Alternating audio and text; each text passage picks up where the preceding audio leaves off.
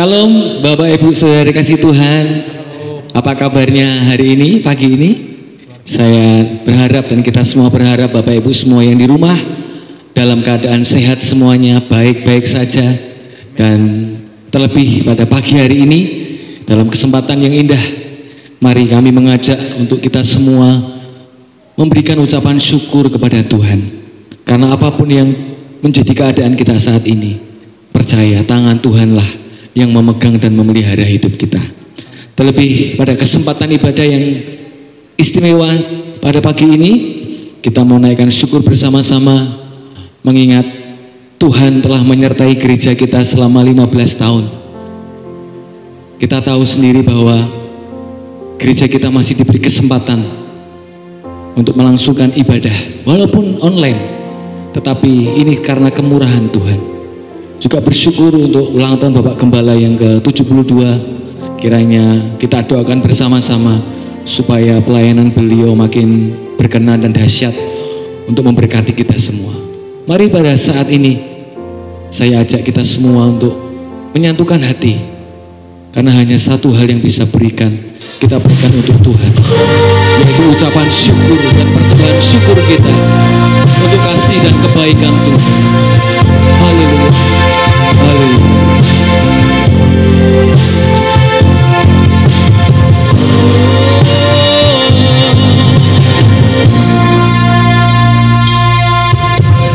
Alam semesta melukiskan kebesaran Tuhan. Bumi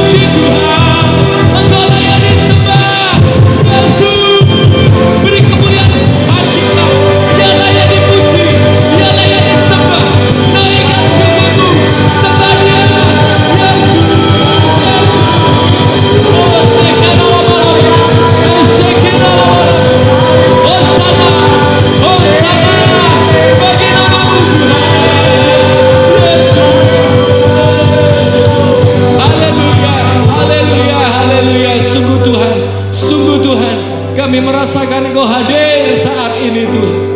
Karena kami tahu Tuhan, kehadiran-Mu akan membawa dampak yang hebat dan luar biasa dalam hidup kami Tuhan. Kami percaya Tuhan, saat ini Engkau sedang memenuhi kami. Kami yang di rumah dan kami yang dimanapun kami berada saat ini Tuhan. Penuhi kami Tuhan Allah Roh Kudus. Penuhi kami ya Tuhan. Penuhi kami Tuhan. Penuhi kami Tuhan.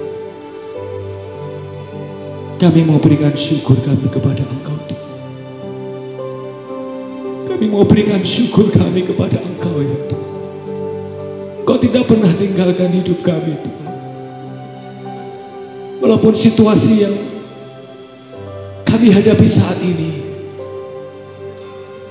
masih situasi yang menakutkan, keadaan yang tidak menentu, kami juga sadari Tuhan, kami kadang takut, khawatir dan cemas Tuhan. Tapi biarlah Tuhan, kami mau letakkan semuanya itu di bawah kaki-Mu Tuhan. Kami mau benar-benar serahkan sepenuhnya ke dalam tangan-Mu Tuhan. Engkau yang akan mengambil alih segala beban hidup kami Tuhan. Dan biarlah saat ini Tuhan, pujian dan ucapan syukur kami mau sama-sama naikkan kepada Engkau. Dan kiranya Engkau disukakan dan disenangkan Tuhan oleh ucapan dan syukur kami Tuhan. Terima kasih Tuhan, terima kasih. Allah Roh Kudus Engkau yang memberkati kami sepenuhnya. jalannya ibadah online pada saat ini. Urapi kami semua Tuhan, dimanapun kami berada. Terpuji nama-Mu Tuhan. Kami mau siap tinggikan nama-Mu hanya di dalam nama Tuhan Yesus Kristus. Mari Bapak Ibu semua yang percaya katakan bersama-sama dengan kami. Amin. Haleluya, haleluya. Mari kita bersukacita. Kita bersyukur kepada Tuhan bahwasanya untuk selama-lamanya kasih setianya tidak akan pernah berubah. Amin.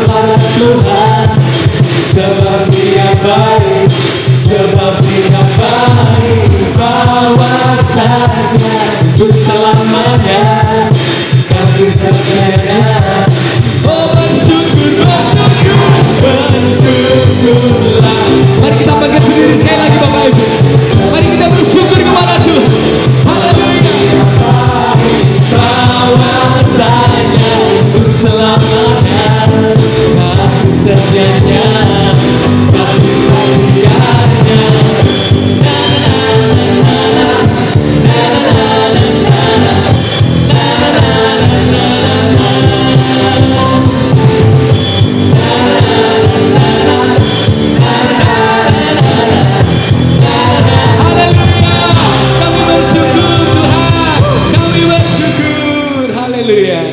Cintanya besar, kasihnya besar, kuasanya besar dalam hidup kita.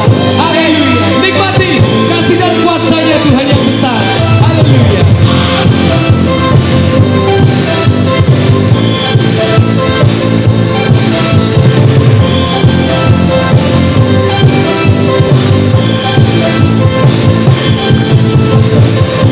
Terlalu besar untuk dipahami, sangat banyak bagiku, sangat mustahil untuk diselami.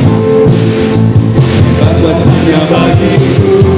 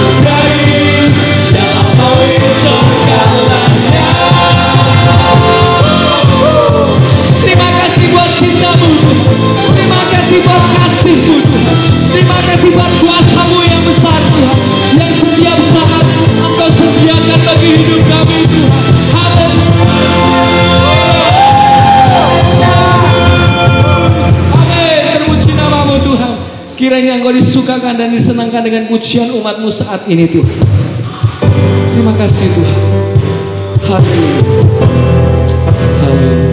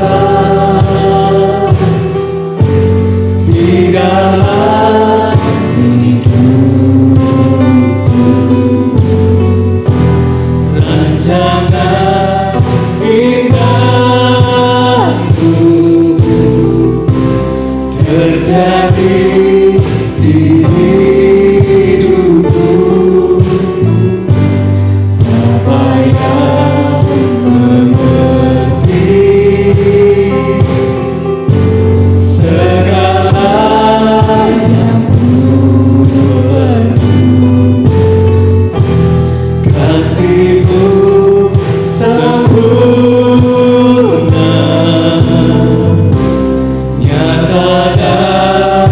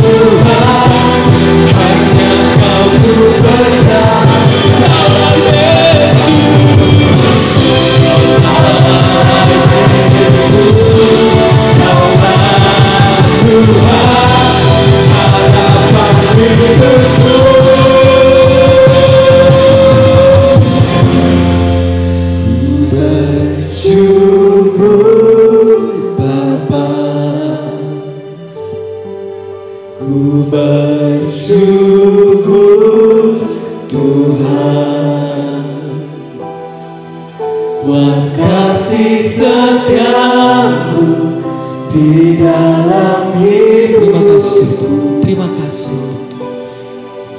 Ku bersyukur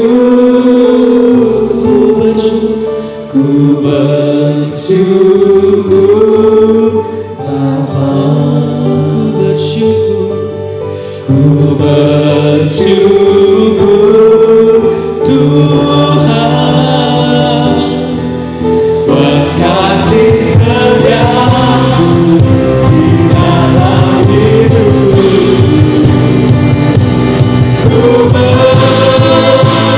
Sekali lagi, angkat tangan di hadapan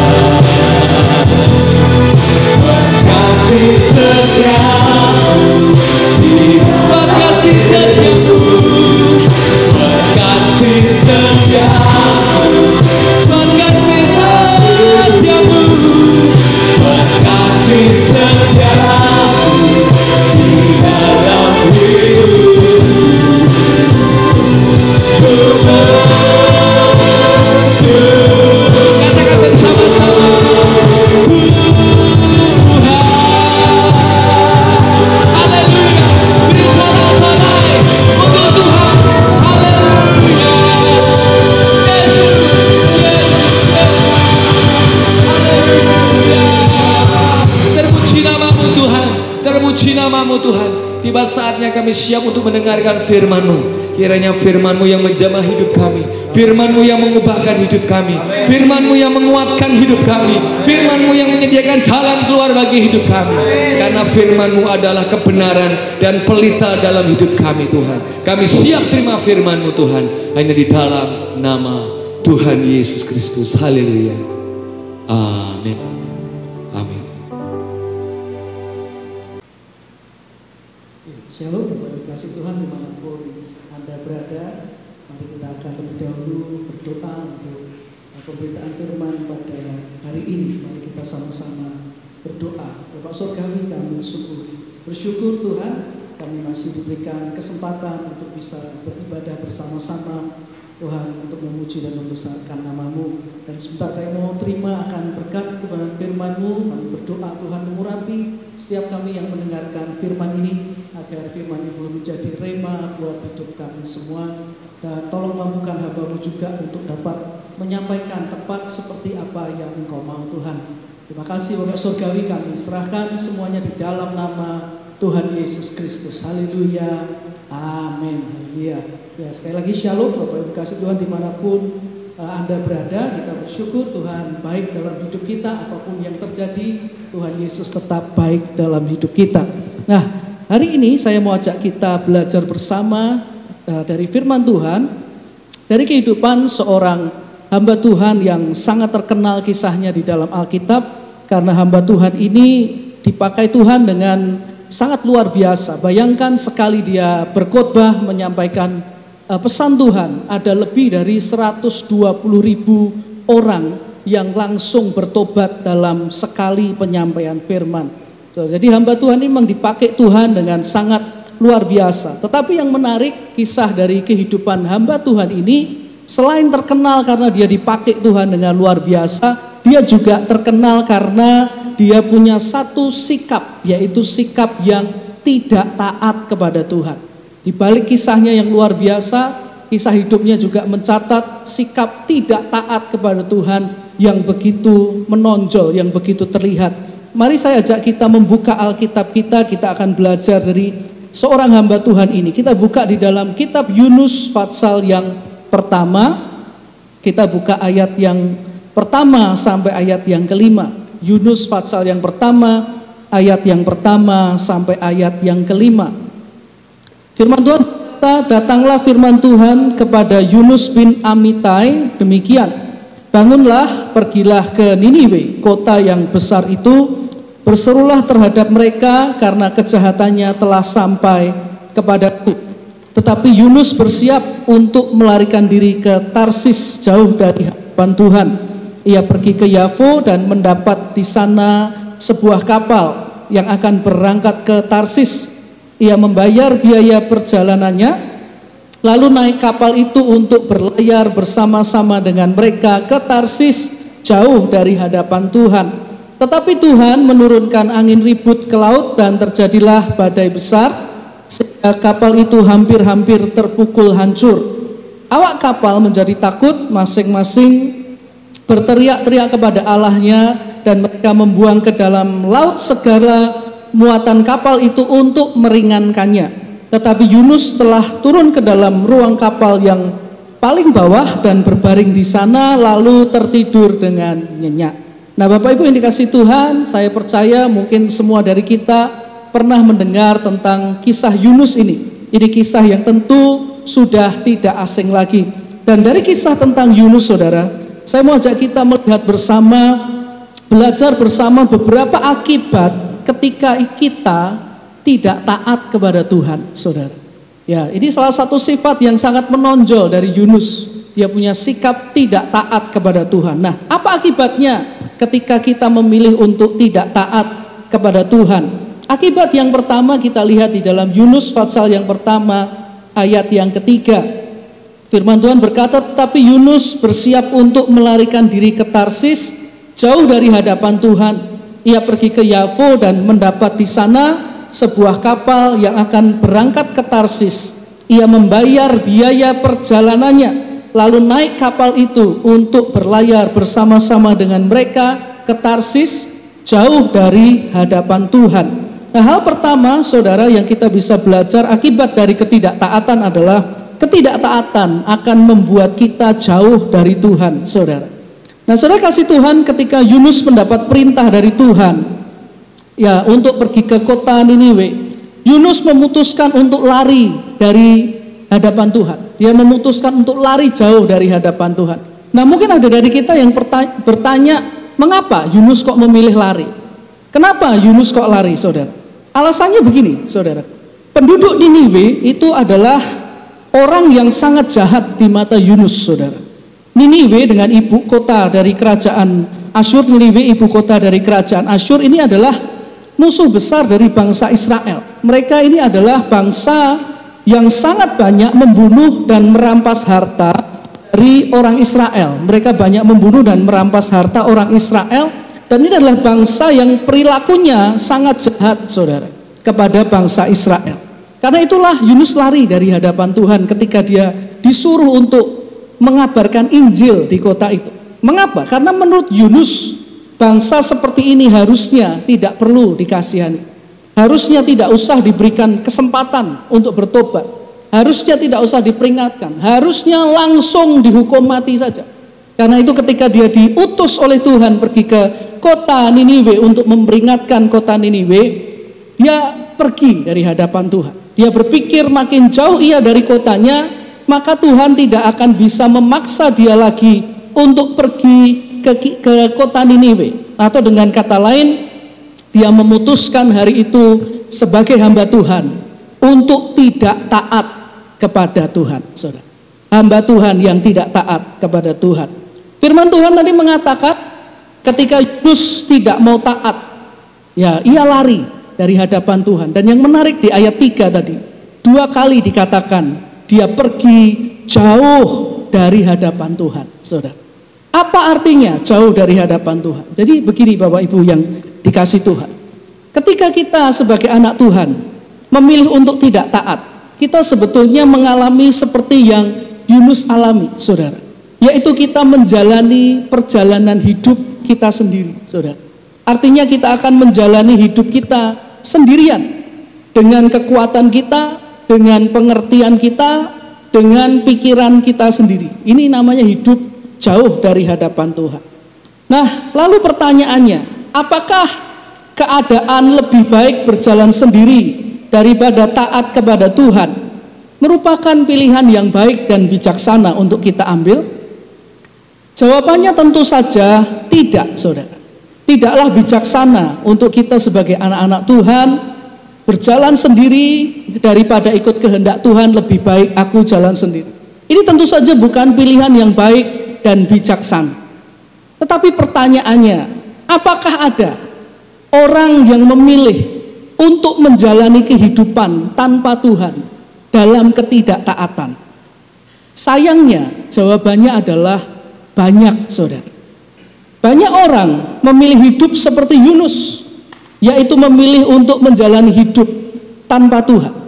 Kenapa? Karena dia tidak suka kepada apa yang Tuhan perintahkan, kepada apa yang Tuhan kehendaki dalam hidupnya, sehingga akhirnya dia lebih memilih untuk menjalani hidupnya sendiri, meskipun itu artinya dia hidup jauh daripada Tuhan. Bapak Ibu yang dikasihi Tuhan, yang lebih menyedihkan lagi, seringkali orang yang hidup dalam ketidaktaatan itu ada dalam status seperti Yunus, yaitu hamba Tuhan, pelayan Tuhan, anak Tuhan, tapi hidupnya menjauh dari Tuhan dan tidak suka untuk mentaati perintah Tuhan karena berbagai alasan yang mereka miliki. Apa ada buktinya dalam Alkitab? Ada, saudara. Mari saja kita buka Alkitab kita di dalam Matius pasal yang ke-7 ayat yang ke-21 sampai yang ke-23. Matius pasal yang ke-7 ayat yang ke-21 sampai yang ke-23. Firman Tuhan mengatakan, bukan setiap orang yang berseru kepadaku, Tuhan, Tuhan, akan masuk ke dalam kerajaan surga, melainkan dia yang melakukan kehendak Bapakku yang di surga. Perhatikan ayat 22. Pada hari terakhir, banyak orang akan berseru kepadaku, Tuhan, Tuhan, bukankah kami bernubuat demi namamu dan mengusir setan demi namamu dan mengadakan banyak mujizat demi namamu juga?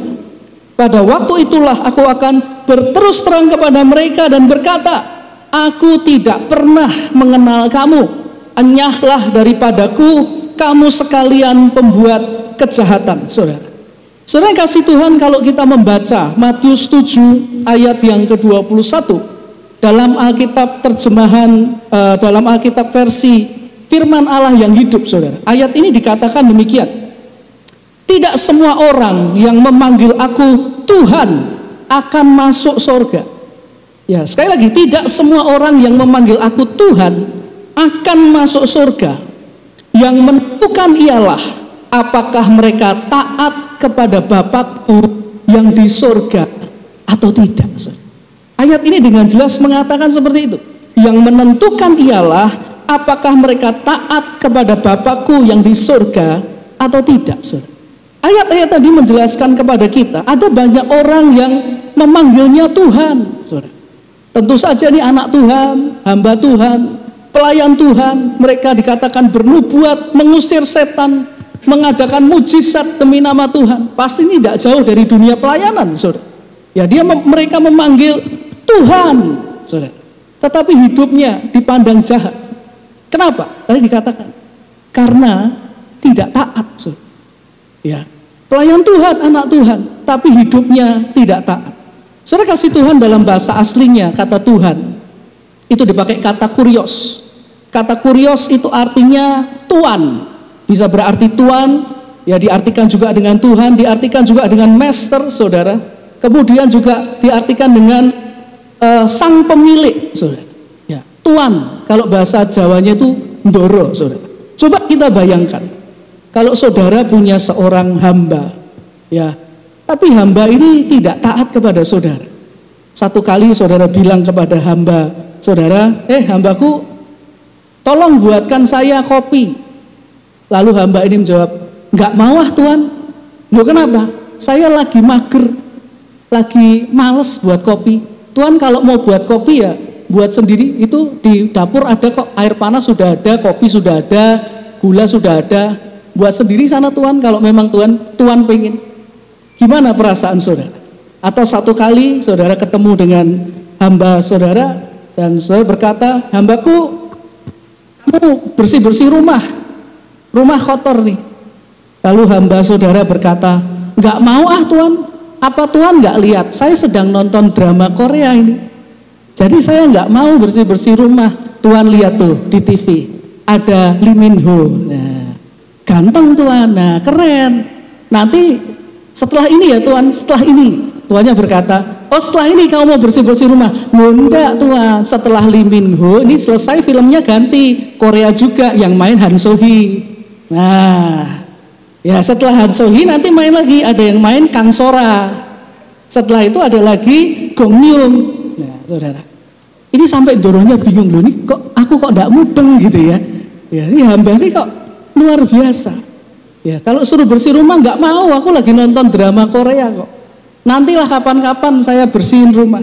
Tapi ya gini Tuhan, kalau Tuhan memang pengen rumahnya segera bersih, ya silahkan Tuhan kerjakan sendiri. Kan pengen cepat bersih toh.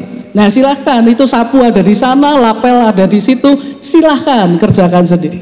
Saudara kasih Tuhan, kalau kira-kira saudara punya hamba seperti ini, apa yang akan saudara lakukan terhadap hambamu? Apa? Tontoni saudara, kancani nonton drama Korea saudara? Apa yang akan saudara lakukan kira-kira sama hamba seperti ini? Naikkan gajinya 2 kali lipat saudara? Sediakan sofa yang empuk, TV layar besar gitu saudara? Mungkinkah begitu? Saya rasa kok tidak saudara. Kemungkinan besar kita akan mecat hamba ini, atau menegur, memarahi, mengusir dia kalau perlu saudara. Ya karena tidak taat kepada kita. Nah saudara kasih Tuhan, kalau kita melihat ayat-ayat tadi, kita sebetulnya harus sangat waspada. Jika saat ini kita termasuk anak Tuhan, pelayan Tuhan, hamba Tuhan, termasuk saya saudara, tetapi kita sering memilih untuk hidup dalam ketidaktaatan dan menjauhi Tuhan seperti Yunus. Kenapa kita harus waspada? Karena jika kita terus hidup menjauhi Tuhan, suatu kali nanti Tuhan akan berkata kepada kita seperti di ayat 23 tadi. Ayat 23 dari Matius pasal yang ke-7 berkata, pada waktu itulah aku akan berterus terang kepada mereka dan berkata, aku tidak pernah mengenal kamu, enyahlah daripadaku kamu sekalian pembuat kejahatan. Ya satu kali nanti buat orang-orang yang tidak taat, Tuhan akan berkata, enyahlah daripadaku. Artinya apa? Artinya dengan kata lain Tuhan berkata, hambaku, kamu kan selama ini memang tidak taat dan lebih suka hidup jauh daripadaku kan, lebih suka dalam jalanmu sendiri kan, ya sudah, sekarang pergi saja sekarang, enyah dari hadapan, kuusir kamu dari hadapanku. Jadi hati-hati, karena kalau kita terus tidak taat, satu waktu bukan kita yang menjauh, tapi Tuhan yang mengusir kita dari hadapannya. Seperti yang dikatakan tadi di Matius 7 ayat yang ke-23. Jadi inilah sebetulnya ngerinya jika anak Tuhan melayani Tuhan, tahu kebenaran, tetapi memilih hidup tidak taat. Karena akan membuat hidup kita menjauhi Tuhan, kita berjalan dalam jalan-jalan kita sendiri. Dan satu kali saudara, kalau kita tidak segera bertobat, Tuhan bisa mengusir kita dari hadapannya saudara. Jadi ini yang pertama yang kita bisa belajar, ketidaktaatan membuat kita jauh dari hadapan Tuhan. Yang kedua yang kita bisa belajar dari kisah Yunus, dampak dari ketidaktaatan adalah ketidaktaatan dapat mendatangkan badai dalam hidup kita saudara. Yunus 1 ayat yang keempat berkata, tetapi Tuhan menurunkan angin ribut ke laut, lalu terjadilah badai besar sehingga kapal itu hampir-hampir terpukul hancur. Ini dampak kedua akibat dari ketidaktaatan adalah datangnya badai dalam hidup kita. Firman Tuhan tadi mengatakan Tuhan menurunkan angin ribut dan juga badai saudara. Jadi yang membuat badainya itu adalah siapa? Tuhan. Tuhan membuat badai. Nah menurut saya kalimat ini menarik. Kenapa? Karena kalau kita lihat dalam perjanjian baru, kita ketemu Tuhan yang menenangkan badai saudara. Ya Tuhan Yesus naik perahu ada badai, dia berkata diam, tenanglah. Dia menenangkan badai. Tapi dalam kisah Yunus kita lihat Tuhan yang sama mendatangkan badai. Dia mendatangkan badai dalam hidup orang-orang yang tidak mau taat kepada kehendaknya. Nah saudara kasih Tuhan, saya pernah baca ada seorang hamba Tuhan mengatakan bahwa Tuhan itu memang seringkali mengizinkan datangnya badai dalam hidup anak-anaknya saudara. Tetapi ada satu hal yang perlu kita ingat, bahwa setiap badai yang diizinkan Tuhan terjadi itu pasti ada tujuannya. Dan berdasarkan tujuan badai yang Tuhan izinkan terjadi, maka badai itu ada dua jenis. Ya, badai itu ada dua jenis. Yang pertama adalah badai yang diizinkan terjadi untuk menyempurnakan hidup kita. Ini istilahnya perfecting storm, saudara. Ini adalah jenis badai yang Tuhan izinkan untuk datang, tujuannya menyempurnakan iman kita, menyempurnakan harap kita, menyempurnakan kasih kita kepada Tuhan, menyempurnakan juga pengenalan kita terhadap pribadinya yang penuh kuasa, yang sanggup menenangkan badai. Ini jenis badai yang datang bukan karena kesalahan yang kita buat. Ini yang diizinkan Tuhan supaya kita makin sempurna di hadapan Tuhan. Contohnya mana? Contohnya waktu satu ketika Tuhan Yesus bersama-sama muridnya naik sebuah perahu. Lalu Tuhan Yesus tertidur di perahu itu dan mulailah datang badai. Murid-muridnya menjadi luar biasa ketakutan, saudara.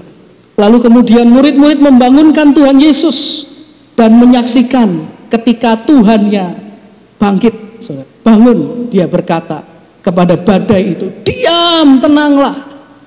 Dan seketika itu badai itu berhenti, saudara. Dari badai itu membuat mereka makin sempurna. Mereka kagum kepada Tuhan. Mereka lihat Tuhan yang berkuasa. Mereka lihat Tuhan yang sanggup untuk menenangkan badai. Membuat mereka makin kenal siapa Tuhan yang mereka sembah. Saudara kasih Tuhan, suatu ketika ada dua orang bersaudara bernama John Wesley dan Charles Wesley, saudara. Dua orang bersaudara ini, saudara, adalah orang yang rajin melayani Tuhan. Mereka cinta Tuhan dan suka melayani Tuhan. Suatu ketika mereka naik kapal melalui Laut Atlantik dalam perjalanan menuju Amerika, saudara. Dan di atas kapal itu mereka bertemu dengan satu bangsa yang namanya bangsa Moravia. Orang-orang dari bangsa Moravia ini adalah orang-orang dari Jerman, saudara. Bangsa Moravia. Di tengah pelayanan itu terjadilah badai yang luar biasa. Dan di tengah badai tadi John dan Charles Wesley menjadi sangat ketakutan ketika badai menerjang perahu mereka, kapal mereka, dan makin luar biasa. Tetapi ketika mereka sangat ketakutan, mereka lihat kepada orang-orang Moravia tadi. Apa yang dilakukan orang-orang Moravia? Orang-orang Moravia dari Jerman tadi, saudara, mereka gandengan tangan sambil memuji Tuhan dengan penuh sukacita. Sama sekali mereka tidak takut. Mereka percaya kepada Tuhan, mereka memuji Tuhan dengan penuh sukacita di tengah badai yang luar biasa. Dan pemandangan ini membuat dua saudara tadi, Charles dan John, saudara Wesley, menjadi sangat terkesan dengan iman-iman orang-orang ini, dengan iman dari orang-orang Moravia. Mereka berpikir, di tengah badai yang menakutkan, kok ada anak-anak Tuhan yang masih bisa gandengan tangan, bersukacita dengan penuh percaya, yang menyanyi dan memuji Tuhan, saudara. Setelah lewat hari itu, saudara, mereka sampai ke tujuan dengan selamat.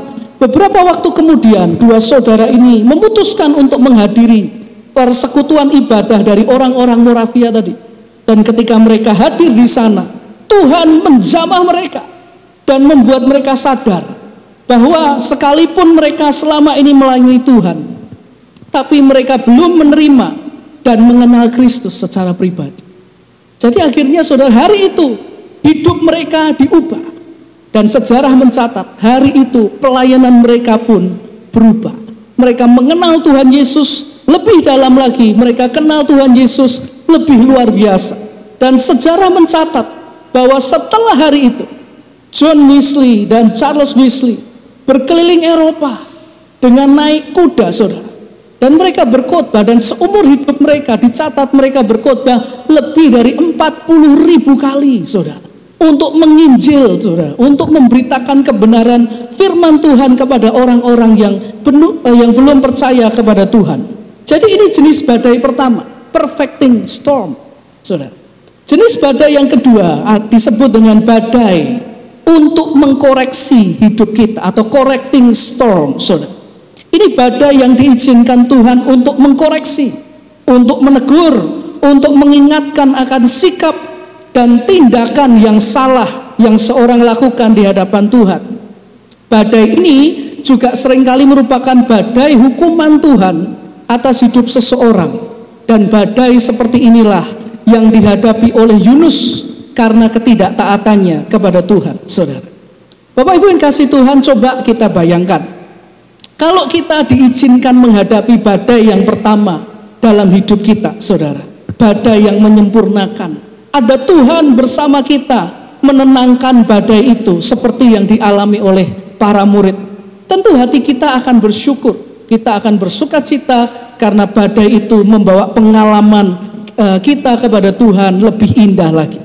Tetapi bagaimana jika kita menghadapi badai yang diizinkan datang oleh Tuhan sebagai koreksi atau hukuman bagi kita?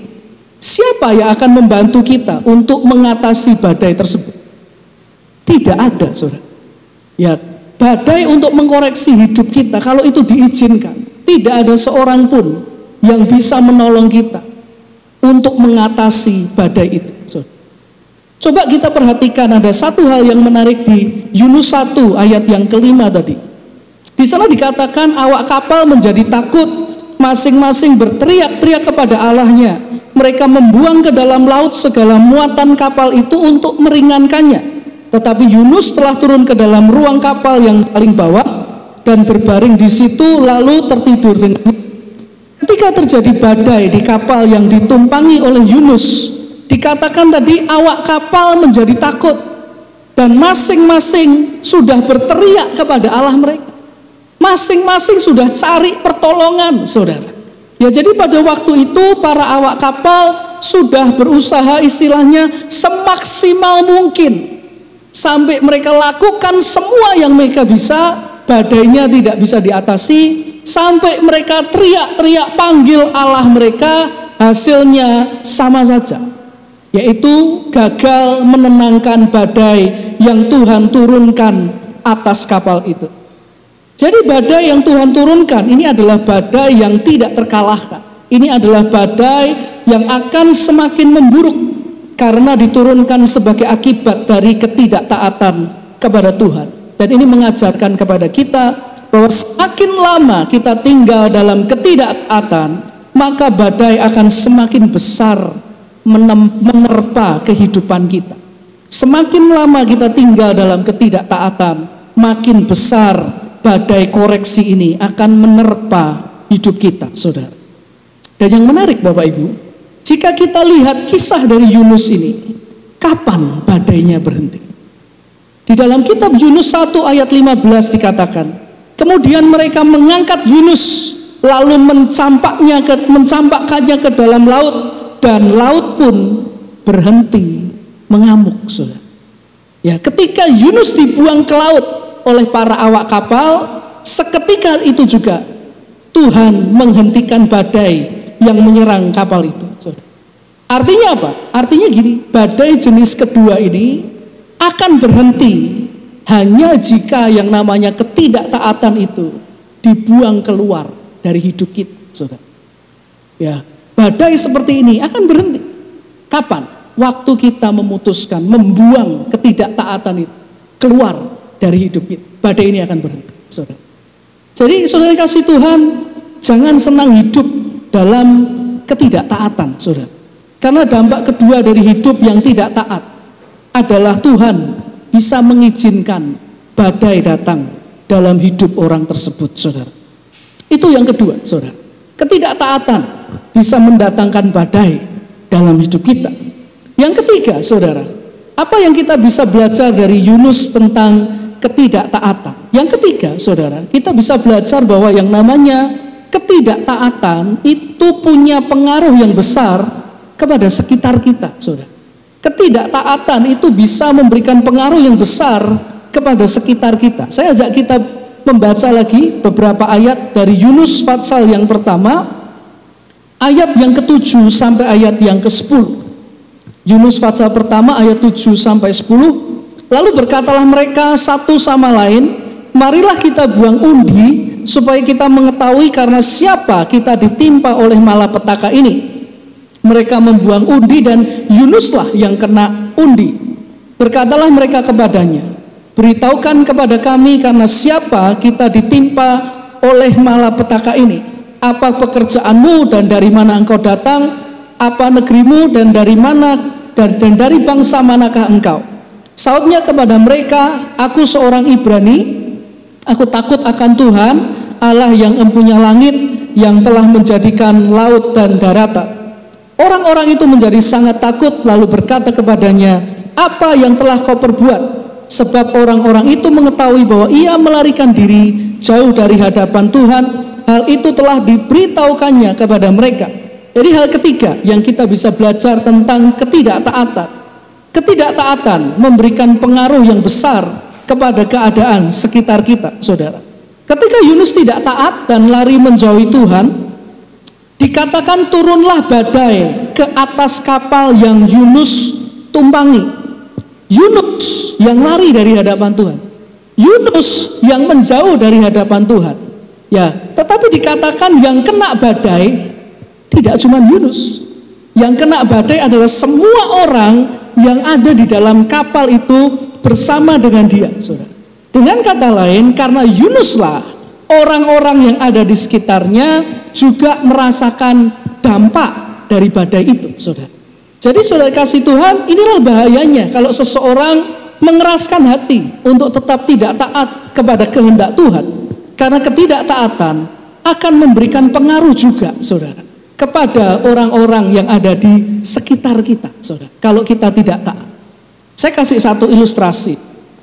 Suatu ketika di suatu daerah dipasanglah sebuah papan besar, saudara, dengan tulisan juga yang besar, buanglah sampah pada tempatnya agar tidak menyebabkan banjir. Kemudian ada orang-orang yang tinggal di daerah itu memilih untuk tidak peduli, memilih untuk tidak taat dengan tulisan itu, saudara. Jadi mereka dengan seenaknya membuang sampah di mana-mana, sembarangan saja, saudara. Lalu datanglah musim hujan dan sampah yang dibuang sembarangan tadi akhirnya menyumbat saluran air dan menyebabkan timbulnya banjir di daerah tersebut. Pertanyaannya, ketika banjir terjadi, apakah hanya orang-orang yang tidak taat dan membuang sampah yang kena dampaknya? Tidak, saudara. Semua orang di daerah itu juga merasakan dampak dari ketidaktaatan kepada peraturan untuk membuang sampah pada tempatnya, saudara. Jadi hati-hati Bapak Ibu, karena ketidaktaatan itu dampaknya belum tentu cuman ke diri kita. Bisa jadi juga berdampak ke keluarga kita, bisa jadi juga berdampak ke orang-orang yang kita kasihi, ke tempat di mana kita berada, saudara. Terpengaruh gara-gara ketidaktaatan yang kita buat di hadapan Tuhan, saudara.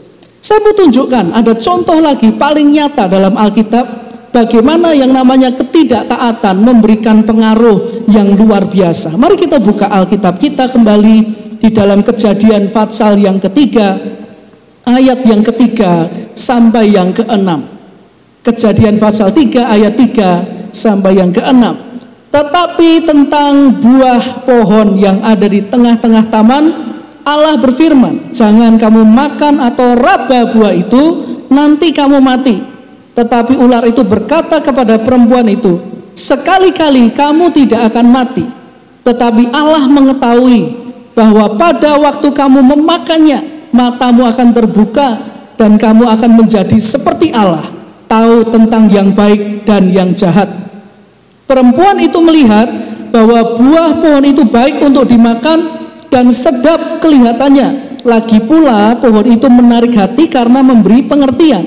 Lalu ia mengambil dari buahnya dan dimakannya dan diberikannya juga kepada suaminya yang bersama-sama dengan dia, dan suaminya pun memakannya. Saudara kasih Tuhan, kita membaca dalam firman Tuhan barusan kisah ketidaktaatan pertama kali yang dilakukan oleh manusia pertama, yaitu Adam dan Hawa. Mereka melanggar perintah Tuhan, mereka tidak taat kepada kehendak Tuhan. Pertanyaannya, dampak ketidaktaatan mereka seperti apa?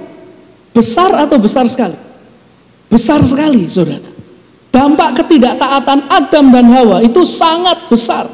Karena sampai hari ini seluruh umat manusia termasuk Anda dan saya, saudara, masih merasakan dampak dari ketidaktaatan mereka, saudara. Dan terlebih dari itu, dampaknya tidak hanya kepada manusia, loh, saudara. Bahkan sampai Tuhan perlu mengorbankan dirinya untuk menebus ketidaktaatan manusia, menebus dosa-dosa manusia. Jadi kita bisa bayangkan, sebuah ketidaktaatan bisa berdampak sampai sejauh itu, saudara. Ya, satu ketaatan, satu ketidaktaatan bisa berdampak sampai sebesar itu, bahkan bisa membawa kepada kebinasaan. Jadi ketidaktaatan itu harus kita pandang serius. Jangan dibuat guyon, jangan dibuat main-main, tidak taat kepada Tuhan, karena dampaknya bisa sangat besar. Saya kasih Tuhan, satu hari, saudara, ada satu pesawat namanya Aeroflot, saudara. Ini di Siberia, saudara. Ya, pesawat ini jatuh akibat kesalahan yang dilakukan oleh kopilot di pesawat itu, saudara, yang bernama Yaroslav, saudara. Apa yang dia lakukan? Jadi waktu itu ketika pesawat lagi di atas ketinggian, ada kapten dan ada sebelahnya, saudara, pilot dan co-pilot, saudara. Di atas mereka menyalakan autopilot. Ya, pesawatnya kan jalan sendiri, saudara. Autopilot, lalu kaptennya keluar, saudara, dari ruang kendali itu keluar. Nah, co-pilotnya panggil anaknya, saudara. Anaknya satu umur 12 tahun, satu umur 15 tahun untuk masuk ke kokpit pesawat. Ya, itu pelanggaran, saudara. Nggak boleh, saudara. Ya, ketika ada pilot sedang bertugas, nggak boleh diajak keluarganya, diajak istrinya atau anaknya atau orang tuanya, omanya, opanya, nggak boleh, saudara. Masuk ke situ nggak boleh. Ya, terlarang, saudara. Tapi ketika di atas, co-pilotnya ini ajak anaknya dua. Satu umur 12 namanya Yana, satu umur 15 namanya Eldar, ke dalam kokpit pesawat. Dan ketika sudah masuk, kedua anaknya ini dipersilahkan mainan di kursi kapten, di kursi pilot, dan di kursi satu lagi di co-pilot. Pikir ayahnya sudah autopilot, saudara. Jadi ketika digoyang pun nggak akan ada masalah. Ya, dia tidak taat, cuman mikir itu aja, nggak apa-apa, sudah ada autopilot. Kemudian ketika anaknya sedang main, saudara, dia keluar sebentar, nggak lama, cuman nggak sampai 1 menit dia keluar, saudara.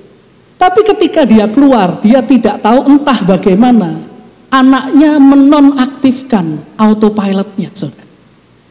Dan pesawat ini tiba-tiba kecepatannya menurun.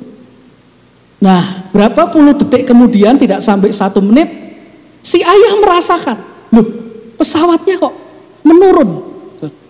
Jadi segera dia lari ke dalam kokpit pesawat, dia ambil itu kendali, dia coba naikkan, saudara, pesawat. Tapi terlambat. Pesawat ini sudah terlalu rendah dan menghantam satu gunung di Siberia. Apa yang terjadi? Satu pesawat mati semua. Mati semua, nggak ada yang selamat satu pun. Gara-gara satu ketidaktaat. Bolehlah mainan, tidak taat sekali. Hati-hati, saudara. Kalau kita mulai banyak mainan dengan dosa, suka tidak taat dengan Tuhan, mungkin kita mikir nggak apa-apa, ada Yesus juru selamat, autopilot. Tahu-tahu kita sudah binasa, kan gawat, saudara. Nah, jadi saudara kasih Tuhan, inilah bahayanya yang namanya ketidaktaat. Tidak taat itu pengaruhnya belum tentu cuman ke kita. Pengaruhnya juga bisa ke keluarga kita. Pengaruhnya bisa ke tempat kerja kita, ke masyarakat kita, saudara. Ke tempat-tempat yang lain, saudara. Karena itu saudara kasih Tuhan, ya jangan suka dengan yang namanya ketidaktaatan. Tapi mari hidup di dalam ketaatan. Karena yang namanya ketaatan itu mendatangkan kebaikan, saudara, dalam hidup kita. Ya, kalau kita baca kisahnya Yunus, sementara hamba Tuhan ini tidak taat, dan tidak taat. Akhirnya dengan terpaksa dia menyampaikan firman Tuhan ke kota Niniwe. Ya, kota Niniwe. Ya, sampaikan ala kadarnya, saudara. Dan yang luar biasa, semua warga kota Niniwe memilih untuk taat. Dan apa yang terjadi tadi? Lebih dari 120.000 penduduk kota itu selamat dari itu. Ketaatan adalah hal yang baik. untuk kita pegang dalam hidup kita. Saudara, mungkin hari-hari ini kita sedang menghadapi hari-hari yang tidak mudah. Mungkin ada godaan-godaan dalam hidup kita yang membuat kita rasanya pengen memilih untuk berbuat curang, pengen memilih untuk tidak taat, memilih untuk berbuat dosa, memilih untuk jauh daripada Tuhan. Tapi firman Tuhan hari ini mengingatkan kepada kita, tidak taat bukanlah pilihan yang benar, saudara. Tidak taat bukanlah pilihan yang baik. Karena itu mari kita terus berdoa, kita berjaga, saudara, supaya hidup kita dapat senantiasa ada dalam ketaatan dan kebenaran di hadapan Tuhan. Jangan mau hidup dalam ketidaktaatan, tapi marilah kita miliki hati yang mau tunduk, yang mau taat kepada kehendak dan perintah Tuhan sampai garis akhir kehidupan kita, saudara. Saya berdoa firman Tuhan boleh mengingatkan kita, menguatkan kita, saudara, menjadi rema buat hidup kita. Apapun yang sedang saudara dan saya hadapi, mari tetap jaga ketaatan kita, tetap kuat, tetap bersemangat, tetap taat di hadapan Tuhan. Amin. Tuhan memberkati kita semua. Mari kita berdoa.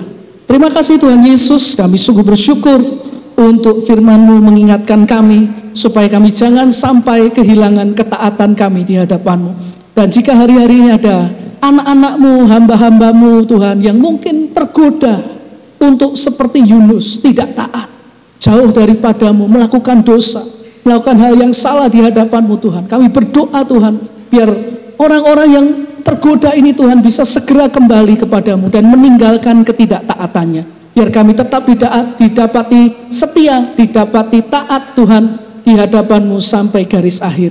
Terima kasih Tuhan, biar firman-Mu boleh jadi rema buat kami semua. Kami serahkan doa kami di dalam nama Tuhan Yesus Kristus. Haleluya, amin. Haleluya, Tuhan berkati kita semua.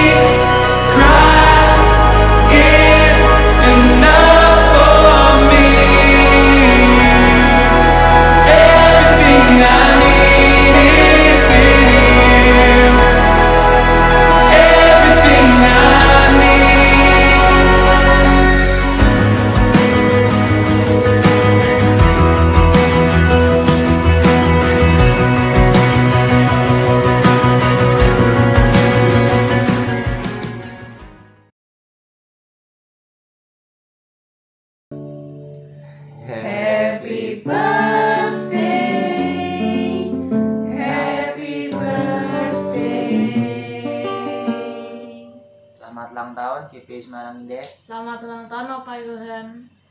Tuhan Yesus memberkati.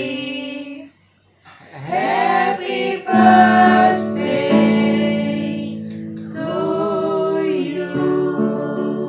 Happy birthday GPI Philadelphia. Happy birthday Bapak Yohan. God bless you. Happy birthday. Happy birthday. Turn up for your birthday. It's your birthday. Happy birthday.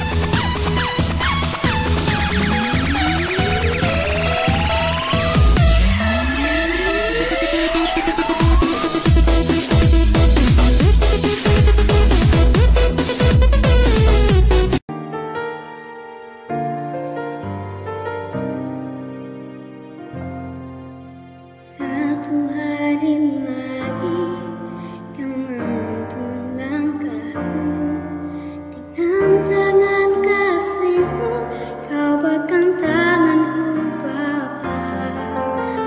Satu hari lagi kau buktikan kasih-Mu, berkat-Mu yang melimpah membuatku terpesona. Hanya satu yang ku minta, ajarku mengasihi-Mu dengan segenap hatiku seumur hidupku.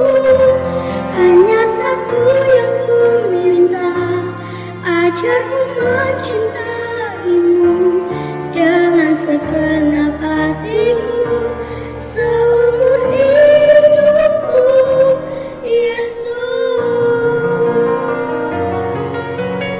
Satu hari lagi kau buktikan kasih-Mu, berkat-Mu yang melimpah membuatku terpesona.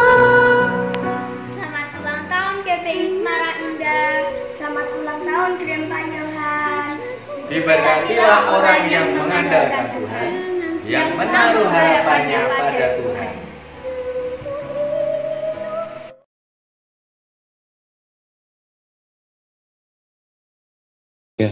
Happy birthday to you, Happy birthday to you, to GPI Semarang Indah. Semakin dewasa diberkati dengan Tuhan, semakin jadi berkat. And Pastor Yohan, panjang umur, tetap semangat, selalu sehat, semakin luar biasa. Tuhan Yesus memberkati. Yeay.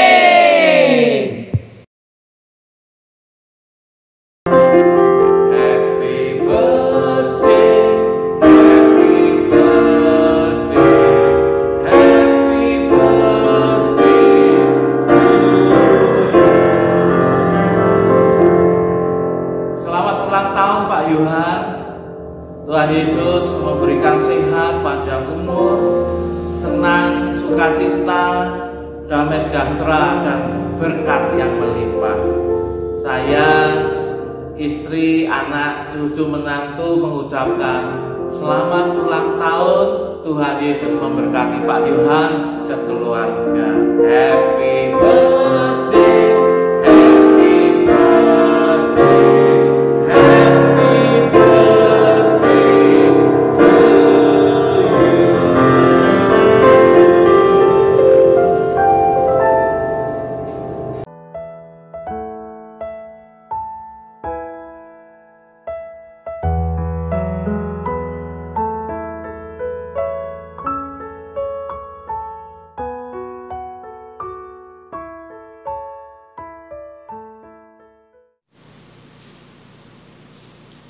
Shalom jemaat yang kasih Tuhan, sekalipun saat ini kita hanya dapat beribadah di rumah masing-masing, kami yang ada di sini berdoa kiranya pengharapan dan iman kita tetap kuat di dalam Tuhan.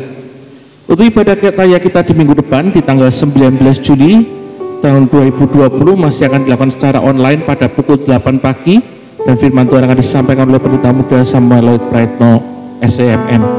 Dan minggu depan juga akan diadakan sakramen perjamuan kudus Dan bagi Bapak Ibu yang akan mengikuti sakramen ini, Bapak Ibu dapat mempersiapkan diri terlebih dahulu roti dan anggur secara mandiri. Dan bagi jemaat yang akan memberikan persembahannya, baik itu persembahan kasih, persembahan khusus ataupun juga persepuluhan, dapat dilakukan melalui transfer ke nomor rekening yang akan kami tampilkan pada akhir tayangan ini atau juga dapat dilihat pada kolom deskripsi. Marilah kita turut mendukung usaha yang dilakukan oleh pemerintah untuk memasuki masa new normal dengan tetap mengikuti prosedur kesehatan yang telah ditetapkan. Tuhan memberkati kita semua. Dan mari kita akan bersama-sama mengakhiri ibadah kita hari ini dengan doa berkat. Mari kita bangkit berdiri bersama-sama. Bapa, kami bersyukur buat kasih setia Tuhan yang begitu indah di dalam kehidupan kami. Kami percaya Tuhan, sekalipun ada badai Kau izinkan terjadi di dalam kehidupan kami, Kau tidak pernah membiarkan kami berjalan sendirian. Tetapi kami punya Tuhan yang setia, kami punya Tuhan yang peduli, kami punya Tuhan yang selalu ada di sisi kami, yang siap untuk menolong setiap orang-orang yang percaya dan berharap padamu. Dan Kau juga memberkati buat setiap jemaat Tuhan, untuk mereka boleh tetap kuat di dalam iman serta pengharapannya kepadamu. Jemaat yang kasih Tuhan, pada akhir ibadah kita pada saat ini, angkatlah kedua tanganmu kepada Tuhan dan terimakan berkat dari Tuhan kita Yesus Kristus. Diberkatilah dengan kesehatan yang baik, diberkatilah keluarga dan rumah tanggamu, diberkatilah usaha dan pekerjaanmu, dan diberkatilah segala hasil pekerjaan tanganmu, karena Tuhan yang menyertai engkau. Tuhan akan memberkati dan melindungi engkau. Tuhan menyinari engkau dengan wajahnya dan memberikan kepadamu kasih karunia-Nya. Tuhan mengangkat wajahnya kepadamu dan akan memberikan kepadamu damai sejahtera. Mulai saat ini sampai Maranatha, Tuhan datang untuk kali yang kedua. Mari kita yang percayakan perkataan Tuhan, kita katakan dengan iman bersama-sama. Amin.